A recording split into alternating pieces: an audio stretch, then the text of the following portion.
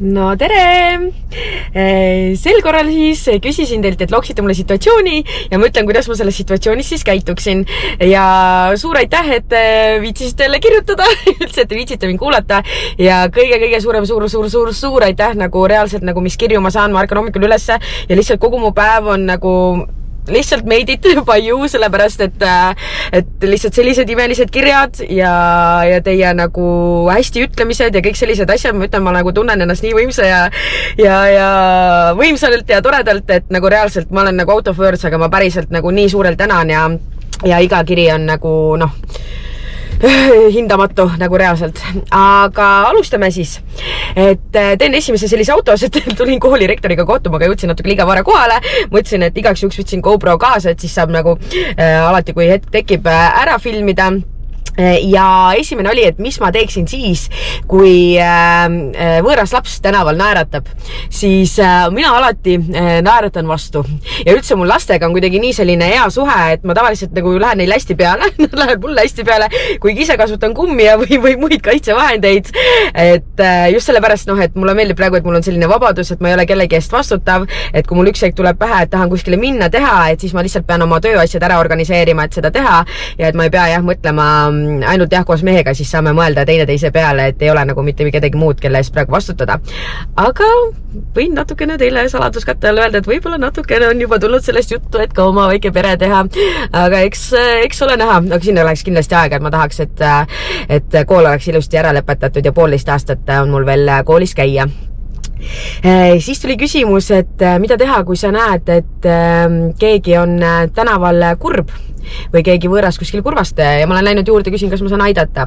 Juhuslikult siis leidsin siit putid, ma tulin täna kooli kohtuma rektoriga ja need poisid käivad siin samas mul kooli vastas trennis ja poisid, mis te teeksite siis, kui tänaval keegi nutab? Läheksime tema juurde, küsiksime, mis tal on. Läheksid ja mis tal on, jah? Mis sina teeksid, kui keegi nutab tänaval, kui sa näed? Aitan temad. Aitad teda, jah? Meil on nii head poisid. Olete head poisid. Ja minu õepoeg Matu, Marten ja minu venna kallis Markus. Läheme kutid koju. Õepoeg, Tiina poeg ju. Sina oled tema onu muideks. Tead seda või? Ja Matu, me oleme lõpubossid. Sa pead meid kuulama. Mis sa arvad sellest? Pole üldse hea. Ei ole hea, jah? Ja mina ka olen boss. Ja, oled. Sina ei ole boss, Triin on sinu boss. Ja mina olen kõigi boss, sest ma olen kõige vanem laps. Memme on kuningas boss. Ja, memme kuulsid, sa oled kuningas boss. On küll, jah. Aga ma saan Martenile. Aga sina ei saa mulle midagi teha. Siin läheb nüüd pikaks meil veel. Ma küsiks teilt ühe küsimuse veel ennem, kui te ära lähete. Et mis te teeksite? Et mis te teeksite siis, kui keegi teid ründab tänaval? Mul oleks jalaga mõte. Okei, mis sa teeksid? Kui nad tahavad vaidleda, siis ma ei tea. Siis ta saab 1-0. Korras. Markus on mulle niimoodi liitakaid andnud, et ta isegi mu kõrva on valutama pannud. Davai, kuti, tšau, love you. Näeme. Tšau. Issand, seal käib veel mingi maade jagamine neil. Poisid. Sa ei näi midagi. Tšau.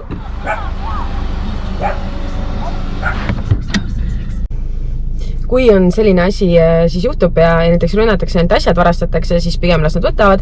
Mul on ema alati öelnud, et sa ei tohi endale lubada midagi, mille katkimine, mis sa ei saa lubada, mille ärakadu, mis sa ei saa lubada, et see on asjade pärast stressamine, mis ei vii mitte kuskile, on täiesti mõttetu, et sinu enda elu on number 1, pluss ma olen näinud, ma olen seda ennem ka maininud, et kakluse tagajärjel, kui inimesed ongi voodihaiged, noored inimesed, noored mehed, aga kui on olukord, kus siis tullakse kallale, rünnatakse ja rünnatakse siis füüsiliselt, ja siis ma juba võitlen vastu ja teen absoluutselt kõik selleks, mis vaja, et jääda ellu ja just, et tulla ise sellest eluga välja, et siis nagu mingit sugust kartustega midagi olevat, siis on see, kus sa pead võitlema ja ma esimeses klassis käisin karatees 1,5 aastat, nii et ärge jamage.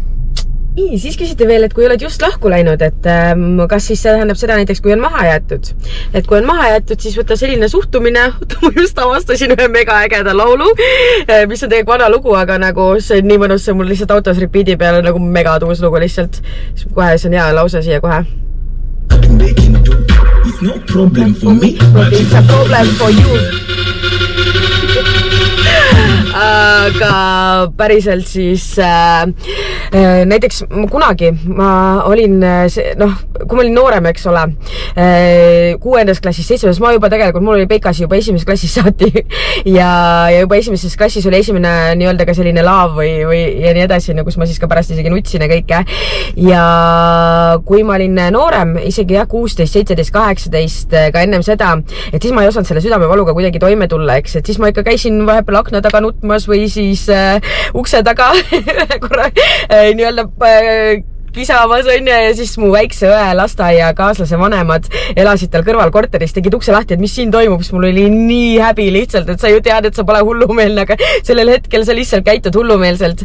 Aga teate, selline asi on nii eemale tõukav, et ei kunagi ei saa tagasi mitte kedagi, kui te olete nagu niimoodi ennast alandate ja kui te tahate tagasi saada, siis ongi see, et tegelikult on ju selg sirgu, ajad oma asja, teha oma asja, edasi särada, sõbrannadele nutate, aga mitte nii, et kutt jääks, kui raske teil on jama, teil on, et selline hale asi väga tagasi ei too, eks, aga kui ta näeb, et fuck, et ta saab ikka ilma teieta saate ka, ilma temata saate ka hakkama, siis on see, kus hakkab mõtlema ja tahtma võib-olla tagasi, et kui ta tuleb tagasi, siis selle peale, kui ta ei tule tagasi, siis ta ei tulegi, aga enda haledaks tegemise peale tavaliselt inimesed tagasi ei tule ja sellega jah, neid tagasi ei võida ja mina ise tänapäeval näiteks, või tänasel päeval siis jah, et ma olen väga konkreetne, et kui on asja, mis mulle ei meeldi, siis ma ei tee selliseid asju kunagi, et ei ütle, et miks sa mulle niimoodi teed ja miks mul on nii, et mul on ju niimoodi halb või midagi, et ma pigem väga konkreetselt ütlen ja kehtestan, et mis mulle sobib, mis mulle ei sobi, kui on midagi sellist, mis väga vastu karva nii-öelda käib, siis ma ka väga selgelt seda ütlen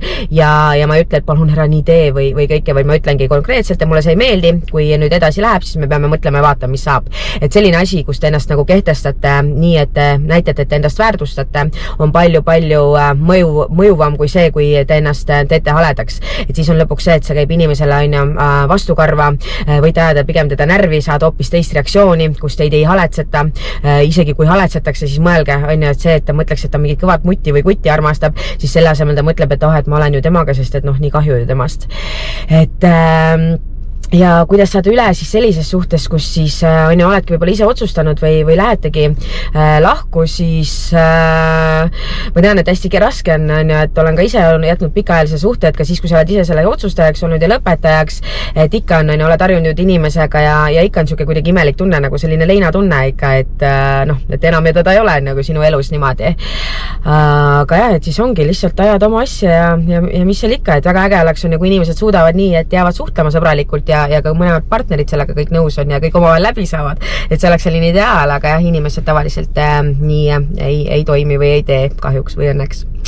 Pigem kahjuks minu arvust.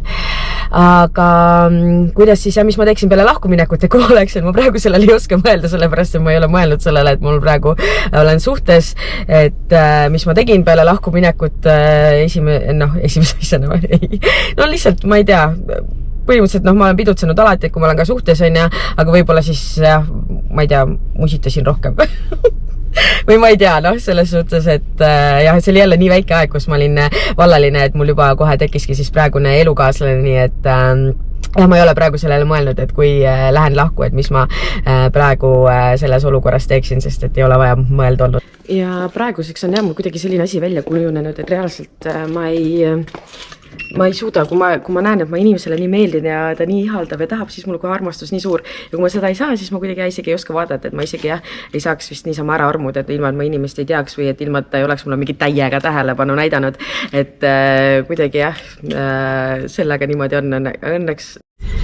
Ja mega sorry, ma video alguses ma mõtlesin, et ma mõtlen midagi välja, et kuidas neid küsimusi saab, aga ma isegi vaatasin YouTube'i videot ja ühesõnaga jah, ma ei tea millegi pärast, et kuna mul tuli nii palju teateid, et ma unustasin teha endale need screenid, et tavaliselt ma teen screenshotid kui nagu ennem 24 tundi et nendest küsimustest ja seekord siis ma jah, nagu ei jõudnud teha ja nii palju teateid jooksis peale, et ma lihtsalt ei näinud, nii et ma nagu väga vabandan, et kelle küsimused jäid vastamata, et ma praegu peast need, mis ma vaatasin, on ja olid.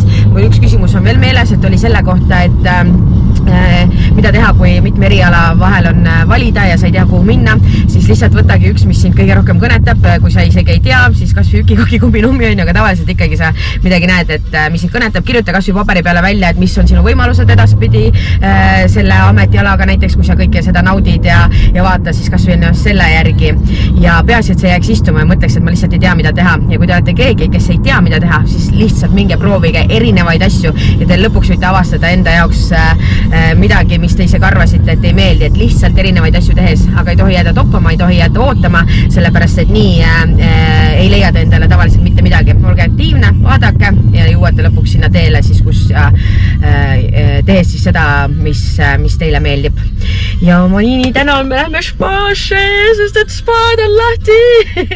Ja ma nii tänan, et te jälle vaatasite ja teie tagasiside eest ja jällegi on ju subscribe, like ja nii edasi. Ja järgmise korrani. Ja järgmisel korral, et kui te kirjutate mulle, kelle küsimused ma unustasin, et jällegi nii vabandust, et siis kirjutage mulle ja ma järgmises videos vastan need küsimused kõige esimesena kohe ära.